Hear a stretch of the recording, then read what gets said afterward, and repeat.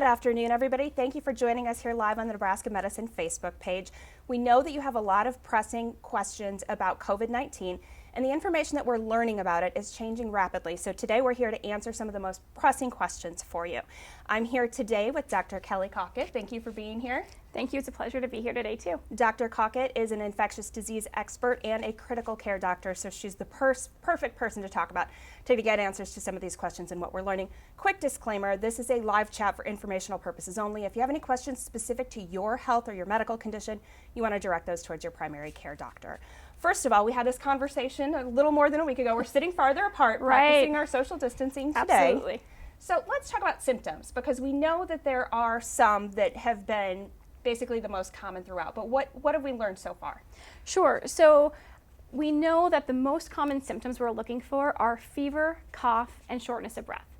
And the range of those symptoms can be very, very mild to much more severe, where people have substantial trouble breathing and require stays in the hospital. And what about transmission? What have we learned about how this is being transmitted from person to person? We have, of course, seen a couple of cases that are attributed to community spread now. So the patients who have symptoms with the virus, who are coughing and have that shortness of breath, are the ones that we're most concerned about causing spread of the infection. And again, that is because this virus lives in the droplets that we produce in our mouth, nose, and airways. And as we cough, we actually shower these small particles in about a 6-foot radius. And it's that spread of those droplets as we're sick that gets to other people, that they get on their hands, their face, they might breathe in if we're in close contact, and can land on the surfaces that we touch that could potentially lead to transmission of infection. But the transmission is really, really driven by the people who are symptomatic with infection. So I want to hit on that, because a lot of people have expressed concerns about asymptomatic people, or what if somebody didn't know they had that and then why is there more concern on the people that are symptomatic as opposed to the ones who maybe don't know they have it yet? Sure, and it's a great question. If you don't have symptoms, but you have detectable virus, that is much less likely to spread the infection if you follow these great hand hygiene recommendations we're talking about, if you talk about social distancing, not sharing things in close contact, because when you're asymptomatic, you're not coughing and sneezing and showering those symptoms. And if you're in general asymptomatic but have a tickle in your throat and you cough or sneeze, we still want you to cover your cough, cover your sneeze, so that you prevent that showering from happening. A huge topic right now that we're hearing a ton about is testing. And I think a lot of people don't understand the guidelines for who's being tested, which is changing rapidly. Correct. This is a huge process in the labs, and it's very critical that the tests are going to the right people. Can you explain who is being tested on a priority basis right now? Sure, and I will echo, this information is changing rapidly. It's changing based on where you are in the country, in the region, and even within your healthcare facilities. So what we say today could change by tomorrow. So for that disclaimer, I want that to be out there. Again, changing quickly based on the supply demands that everybody's hearing around the country. Right now, we are truly trying to prioritize testing people who are coming into the hospital who may be the most ill, to make sure we understand if they have a COVID-19 infection and we can triage and care for them appropriately. In addition, our patients who are high risk with immunocompromising conditions or having comorbidities that put them at higher risk for more disease are people that we're trying to also get tested. And then finally, our frontline healthcare workers. We know that we're going to need our healthcare teams to be in as full of force as possible. And so for symptomatic healthcare workers, we want to prioritize testing for them, because we want to get them back to the workforce as soon as possible and only furlough them if we absolutely need to. People should know the majority of the tests that are being run right now are negative. So Correct. There are cases out there. We do know that this is happening, but that's why it's so crucial. And this isn't just a simple test. This isn't your strep throat swab. Can you explain a little bit about the lab process, maybe to give people some perspective, because it's just hard for people to understand, why can't I get tested? Sure. So the lab process is not, as you mentioned, like a strep throat test. It's not a Q-tip that then is dipped in something and changes color, or something very obvious and quick. It actually is getting this deep swab from back of the nose, and then that swab is sent to the lab. And the lab actually has to try and extract the virus from the swab into a fluid and transform it into a way that we can test it. That takes several hours in preparation. It takes a lot of different chemicals to make that process happen, and then we can run the test. With the test being run, we're looking at best, a several hour time frame from beginning to end for every test we're looking at. And that is part of what takes so long and why it's so complicated to get test results. And finally, why you're not getting them really fast like you would with something like strep throat or a rapid flu test. And I think a lot of people are concerned because I think any of us who have seasonal allergies, who have any hair of a headache or a cough, Right. we're convinced that we have it right now because it's everywhere, and Right. anxiety is real. But for people out there who are like, gosh, I want to know if I have it, I'm young and healthy, but I don't want to transmit it to somebody else. If you think you have it, basically you should act like you should have it. Right. Right now, the advice is going to remain the same. If you have symptoms, cough, sneeze, fever, and you're otherwise well enough to be at home, by all means, feel free to call the hotlines for COVID, call your county health, call your primary care provider, and talk through that to help understand your anxiety and if you need further assessment. But you very well could be told that you're doing well enough, you don't need testing, but we want you to stay home. We want you to stay home in case you have any infection that's respiratory, whether it's COVID-19 or influenza, and we don't want to be spreading those throughout our community right now. We really, really need to slow down the spread. So do everything you can, not just to protect yourself, but protect the community by social distancing, staying home if you're sick, and calling and talking to your doctor with questions or concerns. You mentioned stopping the spread, and I think that that's something people are hearing a lot about, is Yes. this idea of flattening the curve. Yeah. Can you explain what that means? Sure. So flatten the curve, you'll hear it on the news, you see it on social media with hashtags, and what we're talking about is this epidemiologic curve of the spread of cases. So if you look at China or Italy or many of the other countries that had national spread before we did, you see this uptrend that's almost a straight line, and when that uptrend is happening, that's the number of cases rapidly expanding. And the faster the line goes up and the steeper the line goes up, the bigger the burden is on our healthcare systems. By social distancing and staying home if you're sick, we can make that curve a little less steep and a little slower on the climb. And that actually means that our healthcare systems might have the capacity to handle this surge of patients. If we are too steep, if we don't flatten the curve, our hospitals, our emergency rooms do not have the capacity to potentially care for everyone else who gets symptoms. And that is very much what we have seen happening in Italy and other countries. And that's why there's such momentum here to flatten the curve, do better, decrease that rate of spread. And only go out to the few places you can go out, only for as long as you need to. So some people are concerned about, okay, well, I need groceries. Grocery stores are still open. For people who do have to work, our Yes. healthcare workers, the people who are still running businesses like restaurants for Yep. takeout, or mail people, the people who Right. do have to report to work, still have to get gas, still have to get groceries. Yep. But I think we're all a little anxious going out. Like, should I be wearing rubber gloves? What advice do you have for people? How should we act when we're in public, when we're opening doors, when we're among other people? Sure. So again, I cannot stress enough hand hygiene, washing with soap and water for that 10 to 20 seconds, using hand sanitizer, and remembering that as you open doors, as you're shopping, you want to avoid touching your face, your eyes, your mouth, and risking the potential transmission of a virus that was on a surface that you could have obtained. But do your best to go through and keep that 6-foot radius from people in those shopping areas if you can. If everybody's buying milk at the same time, then maybe swing back after and pick up some other things and then go back to that area. But we do need to continue moving forward. We need to be able to get our jobs done, our food that we need, and people are going to have to be able to go out. You just want to take those precautions. And if you're sick, see if someone else can help you, see if someone can deliver for you. There are amazing community resources right now with people volunteering to help deliver items, go shopping for you if you're sick, and provide other assistance. Use those, come together as a community, and take that opportunity if you can. And also if you have someone in your family who's elderly or someone in your family who's immunocompromised. Absolutely. Offer to help them if you can. If you're sick, you don't want to be obviously face-to-face with them, but that doesn't mean that you couldn't talk to them on the phone, see what they need. If and then, help them get delivery from someone else. If you're healthy, do it yourself. If you're really worried, do it yourself and drop it off at the front door, and don't do face-to-face contact. Working moms and dads a lot of us are working from home with children. We will be for a while. Right. And it's a little intimidating, and we feel like we need social breaks. So social distancing, we know how important that is. What about things like play dates in small groups or interacting with friends or neighbors? What do we need to keep in mind? Yeah, so I think there's a reason that they said, no groups of 10 or more, right? Because we want to limit that spread, and we really want to try to limit any exposure of people who may be sick.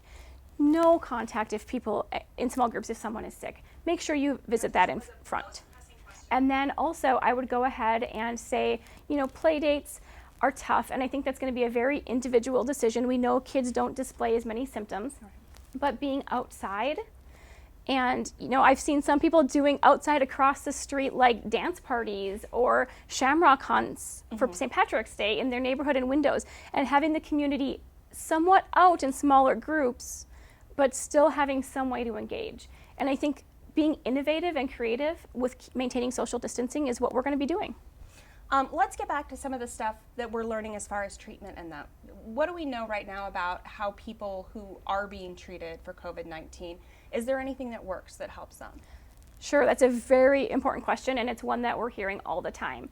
There's a lot of misinformation out there right now, actually. So what we can say is we do not have true evidence-based data that says there's a specific treatment or drug that can cure or prevent this infection. We do know that we're enrolling patients into trials and doing research as quickly as we can to answer those questions to optimize treatment options. But right now, there is no drug that's known and proven to be evidence-based in treatment. There's also a lot of questions, as we were talking about earlier before we started, about things like ibuprofen or NSAIDs, and some statements that have been made about the risk of taking those and that they will actually harm you if you develop COVID-19 infection. There's not strong data that that is actually true. It's based on some theoretical risk, and until we have evidence that that actually negatively impacts patients, we would not recommend to avoid taking those medications, especially if they were something a doctor had previously prescribed for another condition. There are a lot of myths circulating out there, and I think when people see something, especially if it's something that's positive or this can kill this, people want to pass on that information.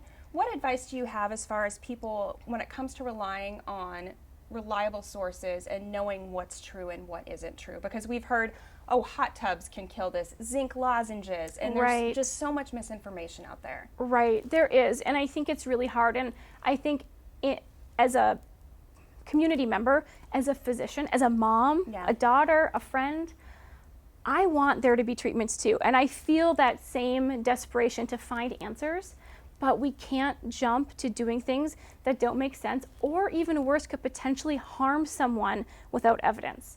So when you're looking for information, really, I would go to the CDC. I know our government is trying to put out information about treatment options. Our county health departments are putting out more information.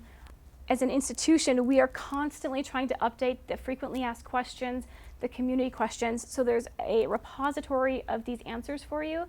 And really stick to those reputable sources. Stick to physicians who are involved, who understand at your local level, and don't just hop on the next blog or tweet or Facebook share and assume that the content is necessarily correct.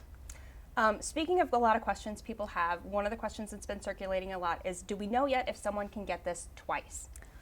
That's a great question, and I think we still have a lot of data that we don't have. So I'm not going to commit to that answer for sure. There are reports possibly of someone getting it a second time, but those are incredibly limited in number, and there's a lot of circumstances we don't understand. And so at this point, I don't know that we can answer that with confidence. Along the same token, a lot of people have thought maybe when the weather turns warmer, often with flu season, when the weather warms up, we see the flu season backing up. Could that happen here? This is such a great question, and it's a really common one, and I think it's very hard to answer. And it's hard to answer because of this. This is a novel virus. We've not seen it go through the human population. We don't know for sure how it will react.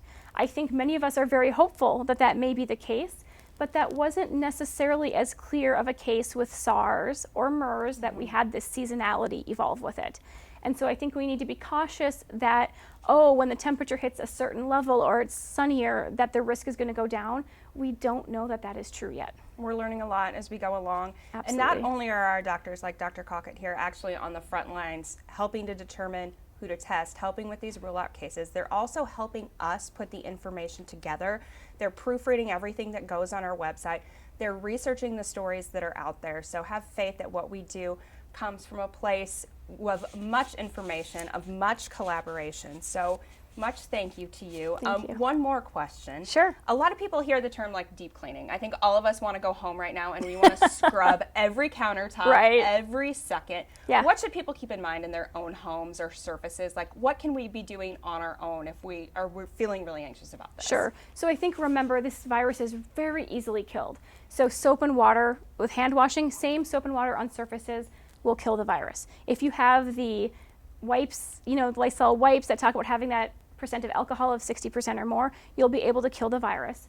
And the biggest things come down to hand washing, decontaminating, or deep cleaning those high touch surfaces, our door handles as we enter the house, the computers that we don't often clean all the time, washing our hands before and after using a bathroom, eating, things like that. The other thing that many people have started to do is make sure that either they have some kind of hand sanitizer as they're entering their house, or the first thing they do when they get in is walk in and wash your hands before you go into any other part of the house or touch other things, to help reassure yourself that you're not bringing that virus into your home on your hands. We hear a lot about PPE, which is an expression most people in the general public had no idea that PPE was personal protective equipment. Right. But we hear about how important it is for hospital workers right now. Yes. So people at home in the community, should they be utilizing things like masks or gloves, or are those things that really need to be saved for healthcare workers at this point? We have never recommended routine use of masks in the public, with the exception of the patients who have been instructed by a physician to wear a routine mask based on their pre-existing medical conditions.